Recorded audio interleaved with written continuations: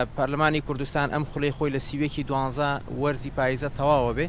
و ئەگەر تا ئەو کاتە بتوانین کۆمیسیۆن دروست بکەینەوە بتوانین لیژنەی دەستوری دابنین ئەوە زۆر باشە، گەرنا مەجبورە بین بۆ مانگێک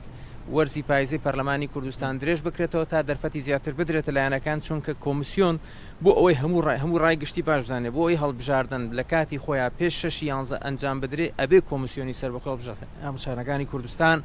لە یەکی دووەوە تەواو بوو بێت بۆی بتوان ئامادەکارەکان بکەن، چکە نوێکردنەوەی تۆماری دەنگدەرانە زۆر گرنگە، هەمانگی لەگەڵ کۆمیسیۆنی عێراق بە تایبەتی بۆ وەرگرتنی ئەو تۆمارە دەنگدانەی کە لە هەڵبژاردنەکانی دەی پەرلەمانی عێراق هەر لە هەرێمی کوردستان ئەنجام دراون و ئێمە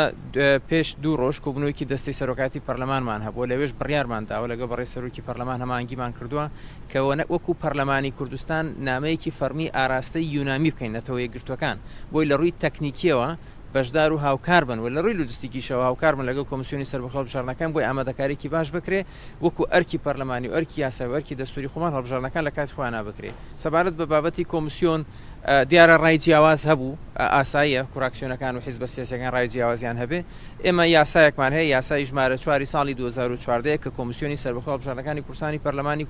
کوردستانی لێ دروست بووە و لە مانگی 12 2019 ئەم مدەتە قانونیە کە بەپێی یاسای ژمارە 4 ساڵی 2014 بۆ کۆتایی هاتووە، کەواتە ئێستا ئەبێ ئێمە کۆمیسیۆن دروستکەینەوە. پرسیارەکە بۆ ئەمەیە فراکسیۆنەکان لە ناوخۆیانە ڕێککەون، ئێمە هانیانە دەین بە سازان و تەوافق لە ناوخۆیانە ڕێککەون و پەنا بەرنەوە بۆ ئەو میکانیزمەی کە پێشتر